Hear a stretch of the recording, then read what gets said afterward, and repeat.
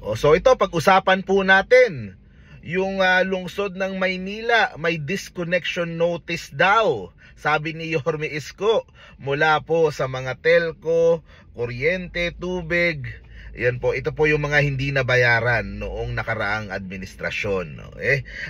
So miniting ngayong araw ni Yorme Isko yung pong mga representatives ng iba't ibang mga providers ng internet, tubig, kuryente, mga iba't ibang mga basic utilities na ginagamit po ng syudad para po sa kanyang mga buildings, mga facilities. Kasi po napakalaki ng utang, okay? 113 million yung pong naging utang na kailangan bayaran po ng syudad dito po sa mga providers na ito. Mga hindi po nabayaran. Ang nangyari, siguro hindi binayaran, yung pondo napunta sa saan ba? Sa JO, napunta sa kung ano mang cash advance yan, napunta sa kung ano-anong mga ano yan. So doon po napunta, hindi nabayaran itong tubig, kuryente, internet. At siguro iniisip, ipapasa na lang. Ipapasa na lang sa susunod na mayor. Ikaw na bahala dyan, na magbayad dyan. Yun, nakakalungkot, nakakahiya po. Of course, the city of Manila is the capital of the country. Nakakahiya na yung pinaka capital city ng bansa, yan ang hindi pa makakabayad ng kuryente, tubig at iba pa. 'Di ba? Yan yung kasi hirit sila ng ihirit kay Yorme about sa utang, tapat at totoo, utang, ganun. Pero sila itong nagiiwan ng utang na mapuputulan ka, 'di ba? Madi-disconnect yung utang na nandoon kay Yorme sa bangko 'yun at nababayaran nyo ng maayos. Kumbaga, payable for mahahabang taon yun. 10, 15, 20 years yung bayarin na yun. Yung sa kanila, pag hindi mo binayaran yung utang, mapuputulan yung lungsod po ng Maynila. So, bakit naman ganon yung nangyari? Okay? At hindi mo naman makakaila kasi nandoon, pumunta yung mga providers doon. Sinabi ni Yorme, nung panahon ko naman, wala naman kayong problema sa amin. Nababayaran naman namin ng maayos kasi basic yan, basic utilities nga. At syempre, kailangan maging example yung syudad na sa pagbabayad ng maayos. Kinonsume mo yung kuryente, yung tubig, yung internet, di ba? Bayaran mo naman kasi po syempre mga negosyo yan, may mga pinapasahod yan, may mga gastusin yan at nakakahiya kung ang lungsod pa ng Maynila ang mapuputulan ng mga basic utilities at basic services na yan. Kaya yan, sabi nga ni Yorme, hanapan niya ng paraan, gagawa niya ng solusyon at isa lang po yan sa madaming problema na meron ng lungsod, 'di ba? Yung sa basura, yung pong sa mga security guard, mga janitorial services, yung pong sa utang sa mga senior, yung pong ang dami pong iniwan. Yun nga po yung worth 10 billion mahigit na kailangang hanapan ni Yorme ng paraan kung paano po mababayaran. Okay, so yun po yung nakakalungkot po doon. Pero tuloy po ang buhay, tuloy po ang serbisyo. Ngayong araw si Yorme Isko ay nasa Sampaloc. Nakita ko sa barangay 420.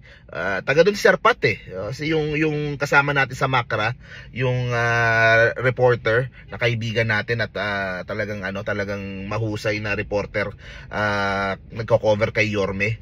At maraming mga nasunugan diyan sa Sampaloc. Syempre bilang ama ng lungsod, inaatinan ni Yorme at hindi niya pinapabayaan and hinahanapan niya ng paraan kung paano matulungan yung pong mga kababayan po natin doon. So kapit lang po, makakaraos din tayo at ayun, natapat ngayon, kakaupo lang ni Yorme, sisiguraduhin ni Yorme na maasikaso sila. Gusto ko ding i-discuss kasi po nag-post sa Facebook si Attorney Princess Abante, anak ni Kong Benny, sinagot yung sa pagdating po sa Facebook page. Okay, so dapat patas tayo, i-air din po natin yung side nung kabila. Ang sinabi niya, ang pagkakaintindi ko dun sa post niya ay simula pa lang nung kanyang pag-upo sa Public Information Office sa PIO ay hindi na nila hawak yung main admin ng MPIO page. Okay, ito daw ay isang dummy account, tapos yung mga tao nila ay mga editors lang nung page. At pero doon ako paano naging editor yung mga tao nila kung to begin with, dami account yung nandun, di ba? Sino yung may hawak ng dami account na yon? Pwede ba nilang ituro? Pwede ba nilang kasi ang nilabas na resibo ni Attorney Princess ay yung kanyang pag-uusap with Meta. Okay, so sumulat sila sa Meta, hindi nila nagawa ng paraan hanggang ngayon, hindi nila hawak yung pong main admin. Kasi ang sistema sa Facebook page, meron kang main admin. Yung main admin, pwede kang gumawa ng mga sub-admin na pwede lang mag-post sa page, pero hindi sila pwedeng mag-kick ng admin, hindi sila pwedeng magdagdag ng admin. So yung hindi daw nila control yung main admin, at meron na silang mga editor lang na nakaano doon sa page, nakatoka doon sa page na pwedeng mag-post. Okay, so pero in 3 years hindi nila na-solve din yung ano na yun, yung sitwasyon na yun. Ba't hindi nila nakakuha? Or meron ba silang correspondence doon sa mga tao ni Yorme? Ba't hindi nila nireklamo yung mga tao ni Yorme hindi na turn over ng maayos itong MPIO page? Okay, so anyway, at least yan, na-ere natin yung sa side ng tong sila Attorney Princess. Sabi nga ni Yorme, ito ay isang minor na bagay lang kumpara dun sa mga malalaking problema ng lungsod, at hopefully magawa ng paraan dun kay Meta. Ang tanong, sino pa kaya kumbaga meron pang mga admin ngayon na mga tao ni Mayora, pero yung mga sub-admin lang, mga editor, pwede silang mag-post.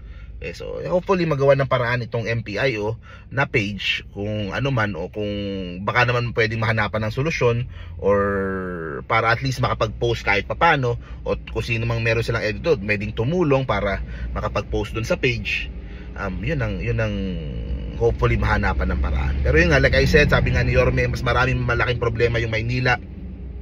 Yun yung hanapan natin ng solusyon. Itong sa Facebook page, susulat kay Meta, subukan nilang gawa ng paraan. At madali na ipakita yung screenshot nun screenshot kung sino yung mga editor, kung sino yung dami na page na ganun, na sinasabi or ano. Pero anyway, thank you very much po. See you po sa next video po natin. Bukas ikot na tayo ng Manila ulit. Manila, God first. Bye bye.